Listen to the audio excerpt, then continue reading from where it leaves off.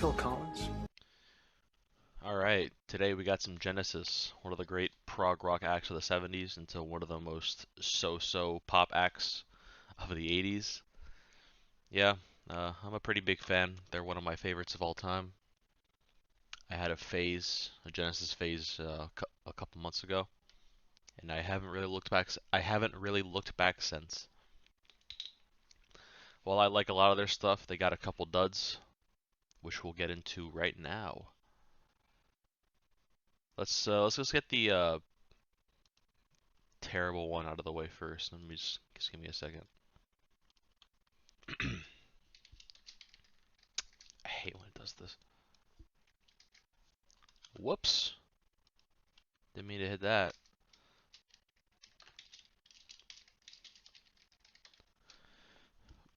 Yep, this album fucking sucks. Um, what's there to say about it? Everyone hates it. It shouldn't have been made at all. They clearly just wanted more money. There's no style to it. It sounds too dated for the 90s. This came out in 97. Why does it sound like this? This would have been tolerable in like 90, 91, but this came out in near the end of the decade, and it sounds so awkward. Phil and Peter were long gone by this point, and the lead singer Ray Wilson was. I know people like to say, "Oh yeah, he's pretty good. Okay. He's good live. I've heard him perform these songs live, like on YouTube, obviously. They're pretty good. He doesn't sound great here.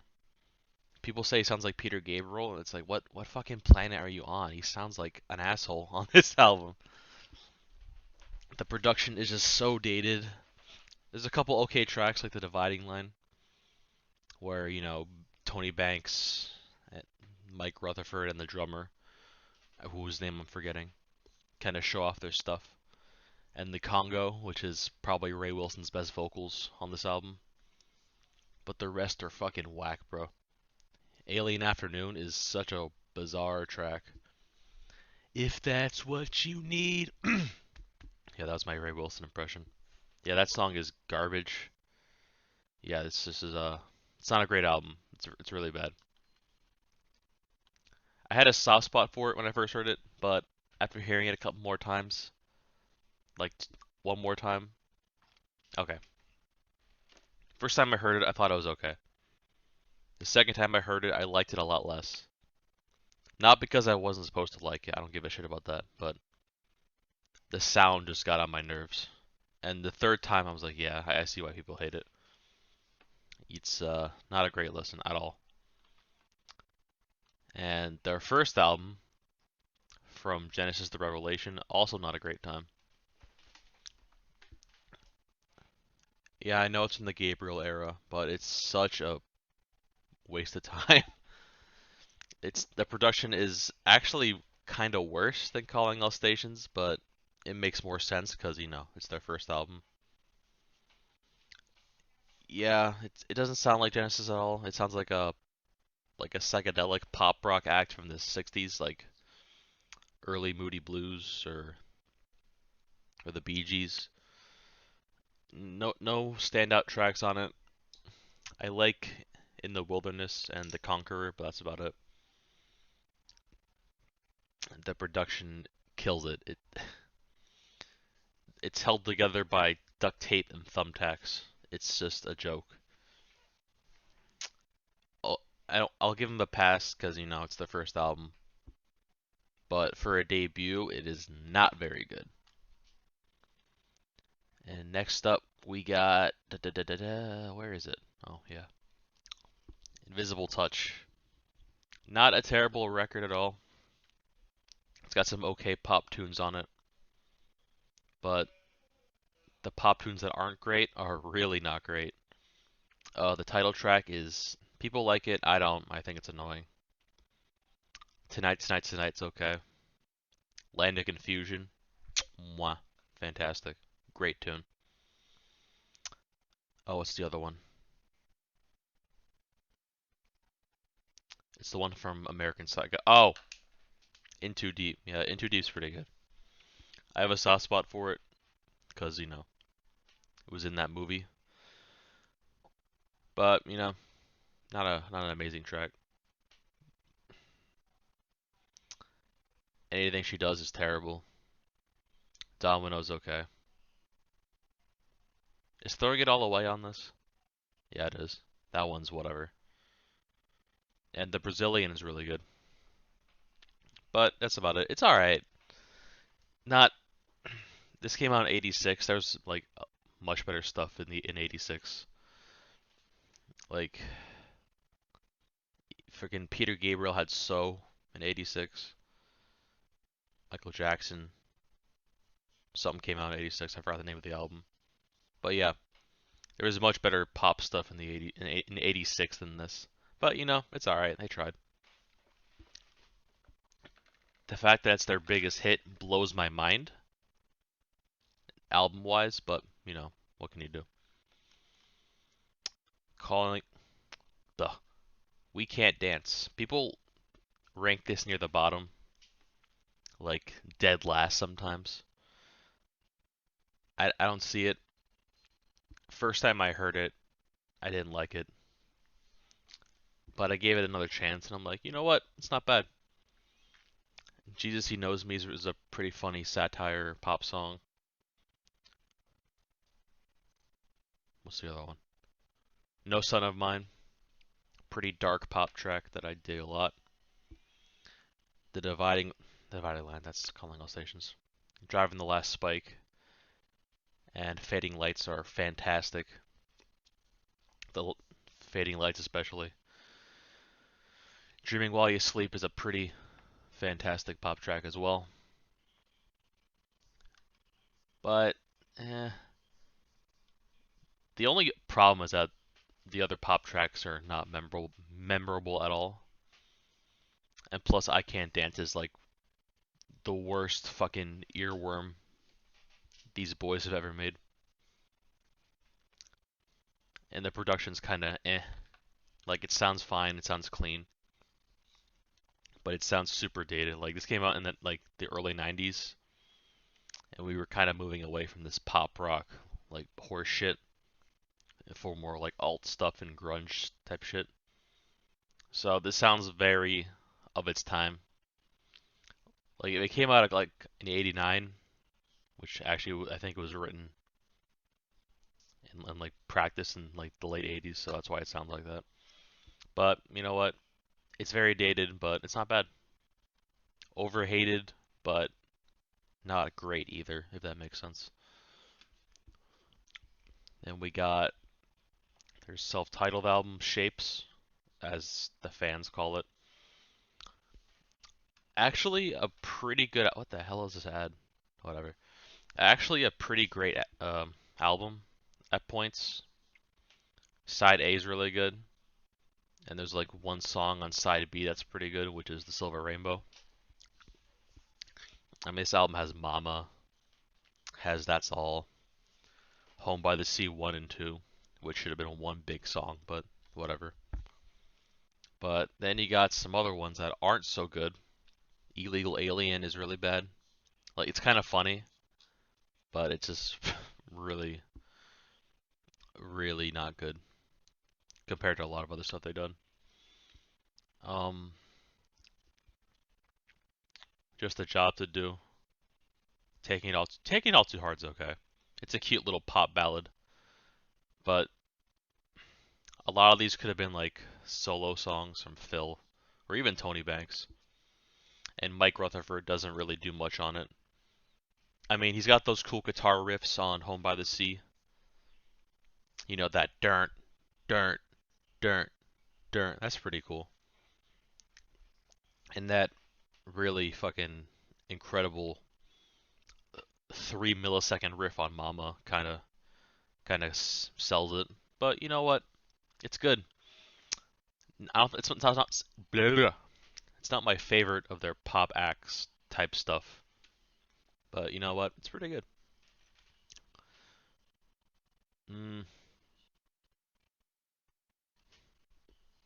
been debating between these two, which one I like more. You know what? Oh, by the way, I probably said this before, but if it's behind another album, like if one is placed here and the other one here, it means I like this one more. In this case, no, but I like this one more and this one less, if that makes sense. All right. Then we got Trespass, their second album, which might as well be their first. I don't know. I want to rank this higher. There are some really cool songs I like on it, like White Mountain and The Knife, which is a fucking amazing song. Steve Haggett's not even on it, but the other guy, Anthony Phillips, mwah, his guitar work is amazing. And Mike Rutherford's bass playing is actually pretty good on this. I could barely even hear it on the first album, but it's pretty good here. Dusk is pretty good, but I don't know. They found their sound, which is cool, but it's still not fantastic. It is a step in the right direction, which their third album was Nursery Crime, so they finally got their shit together. But you know what? It's not bad. It's pretty good. I've seen people rank this like much higher and much lower, which I never understood, to be honest. But you know what? It's a perfect middle ground. It's a good album. And then there were three. Huh? See what I did there? If I could get it over here, that'd be great. There we go. Yeah, Steve Hackett left the band by this point. It's you could you could tell he left because his presence was sorely missed, in my opinion. This is a lot more keyboard heavy and a lot more like I guess machine heavy, if that makes sense. Not as machine heavy as freaking Invisible Touch, but it was getting there. This is when Tony Banks kind of started, carrying the band a lot more than he already did, I guess. And you can tell. Mike Rutherford becomes the lead guitarist. He's whatever. He's fine. Phil takes more of an active role, and he's good here. He sounds pretty good. He got Down and Out, Burning Rope, Snowbound, Follow You, Follow Me. Freaking incredible tracks. And there's not really a bad track on here. There's some that are like, whatever. Like, the second track I'm not crazy about. And, Deep of the Motherlode's alright. The Lady Lies is alright. It's, there's some strong stuff on here. And their first, like, big single. And Follow You, Follow Me. But the rest is just, it's good, but, you could tell they kind of lost their way a little bit. And they're trying to, like, get back on track with a new sound. And they try. I still like it. I mean, the first time I heard it, I was like, yeah, whatever. Second time, I'm like, you know what? It's pretty good. You got to give it a couple listens for it to sit in because it's kind of meandering at points, but you know what? It picks up. Yeah, that's all I got to say about it. People kind of, I think people overrate it a little bit, at least these days. But it's fine. It's good.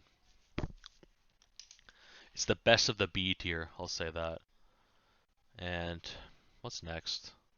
Let's see, 1, 2, 3, 4, 5, 6, 7. Okay, then we got A tier, all the good stuff. I mean, this was good, but this is really good. I want to put Duke so much higher. Like, I want to put an S tier because I love it. But it's not one I go back to a lot. I mean, you got some whatever tracks like Please Don't Ask, which is pretty sad song, but it doesn't fit like the album's theme at all. The Duke Suite is great. Um, Man of Our Times is incredible. Yeah, it's kind of it's pretty much a pop album, but with prog elements in it. I like it a lot, but I don't listen to it as much as I should. But when I have listened to it, I really liked it. And with my favorite song on here being Duchess. I love Duchess. This song is amazing. Probably carries it for me. You know, Cul-de-sac's good. Man of Our Times, guide vocal. Oh, freaking Behind the Lines is great. What a great opener, bro. You got Tony Banks going the dun dun dun dun dun dun dun dun. Dun. Yeah, it's great stuff. And then Phil Collins did a version of it on his Face Value album, and it sounds like fucking shit. What was he thinking? He turned like a crazy like anthemic prog track and turned it into like an R&B thing, which I'm not slacking on R&B. I love R&B, but it doesn't sound good when Phil does it.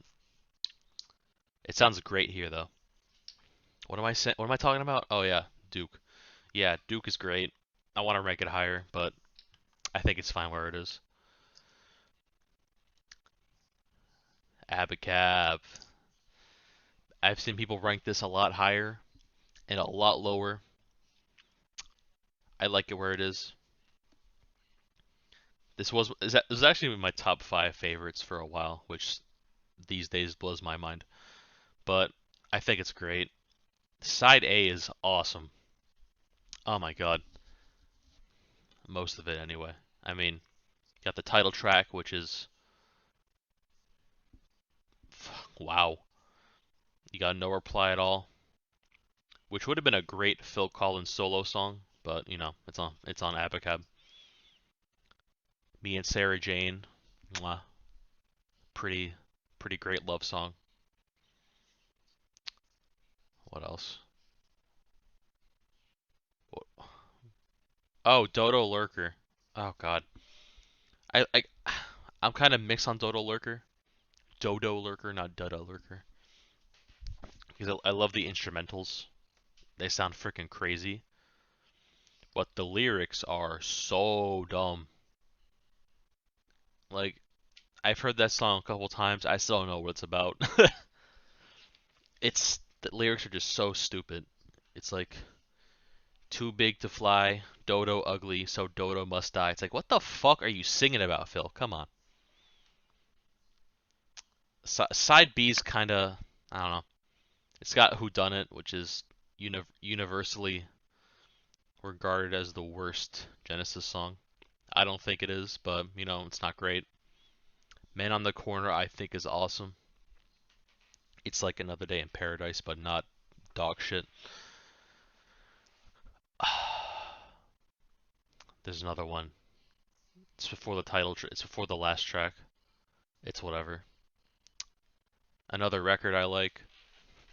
Yeah, a pretty good like post pop like art pop album, I guess. I used to like rank it a lot higher, but it's kind of went down after hearing some more of the prog stuff again. And side B just kind of gets on my nerves. Not all of it, but most of it.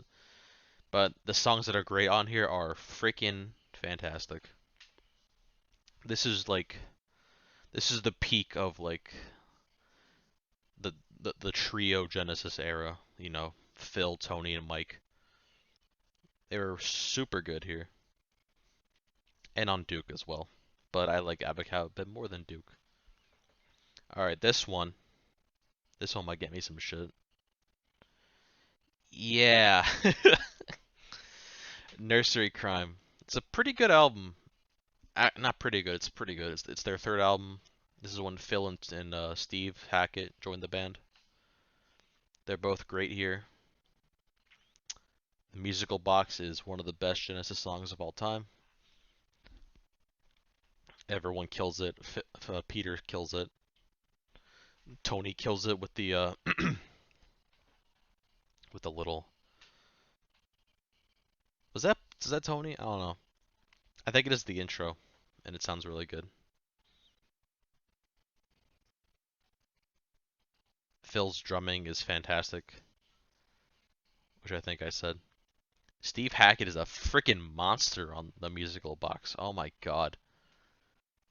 What a great addition to a pretty cool band. Then you got For Absent Friends, which, whatever. Seven Stones, which is people like that song. I don't. Oh, my voice cracked. I don't like it that much. I think it's kind of boring. Return of the Giant Hogweed is really fun. It's kind of like a kind of heavy for a Genesis track, but it's pretty good. Musical Box was too. Uh, what the fuck? What else? Oh, Fountain of Salmacis. That's a great song. It's uh, it's when Peter shows off his love for Greek theater and plays. It's a good song. Yeah, I wanna put this a lot higher than it is, but I don't think they were quite there yet. Like this album's great. I like it a lot, but I don't think this is when Genesis became Genesis, but their next few albums they would like become the band everyone thinks they are, in my opinion. So yeah, Nursery Crime A tier. And that's the end of the A tier. Wind and Wuthering Baby. Yeah, this album is so good. So good. I mean, you got the two opening tracks, 11th Earl of Mar and One for the Vine. One for the Vine especially is so good. Then you got what's that? What's that other song? Oh, Your Own Special Way. That song is really bad. It kind of ruins the album for me, but it picks back up. You got What Gorilla, All on a Mouse's Night, Blow on the Rooftops. Wow, fantastic stuff. Then you got Afterglow and the other songs at the end. I'm forgetting the names of, but I like those songs a lot. Very heavy, actually. It'd be Steve Hackett's last stint with the band, and he knocks it out of the park. Yeah, he's really good here. Everyone's really good here, except Mike, but he's kind of overshadowed by everyone else. But yeah, it's a good time. Not as good as Foxtrot though. Yeah, people, I think people overrate this because Supper's Ready's on it. But you know what? The other songs are actually pretty great too. Most of them. Watch for the Sky is a great opener. Timetable is great. Very mellow. Very introspective song. Not really introspective, but it's very low key. But it sounds pretty good.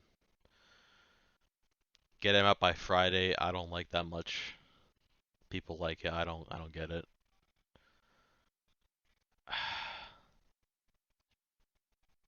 Can't the Can Can song? What the fuck's it called? Can Can in the yeah, that's a good song. It kind of starts like whatever, but it picks up pretty quickly. And then you got Horizons, pretty beautiful Steve Hackett guitar solo. Then you got Supper's Ready, which is the best Genesis song ever. Like no cap, as people say these days. What an incredible song, man. Like everyone's pulling their weight. It sounds like 8 songs in one, which I think it was. But it's so good. It's such a great song. It's one of the great prog epics of the 70s.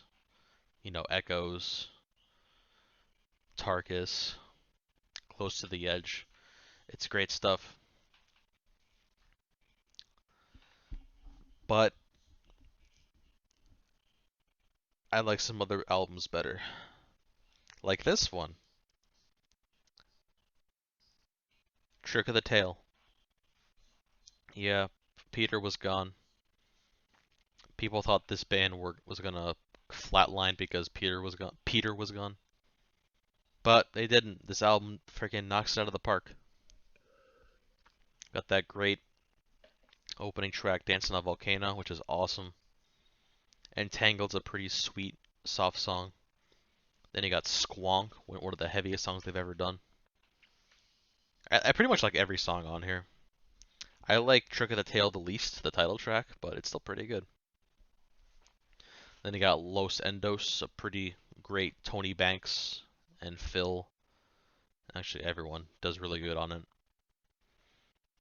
With a pretty cute tribute to Peter Gabriel. Yeah, it's one of the best art rock albums of the 70s, but not my number one. We'll get to that. This one is super hard because I love both these albums equally. But if you had to twist my arm a bit, selling. Get the fuck over here. Get over here. There we go. Selling England is my number two. This was my number one for a while, but I don't know. Some of the songs kind of get on my nerves. Like, I Know What I Like and The Cinema Show. Good songs, but I never want to hear them again. Like, at all.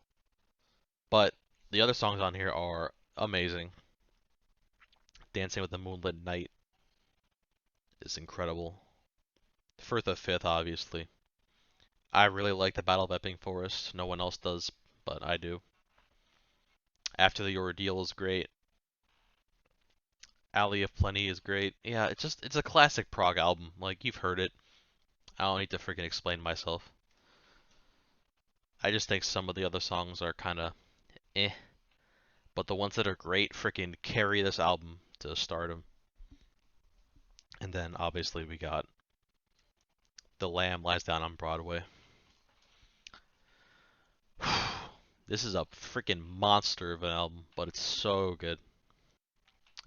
Peter's last stint with the band, and boy, do they go out with a fucking show. Got the title track, which is the opener. So good. Then you got Flying a Windshield and Back in NYC. Probably not the heaviest they've done, but one of the heaviest. You got Counting Out Time, The Carpet Crawlers. Friggin' so many good songs. It's a really long album, but it doesn't feel like it. Like the pacing is so good.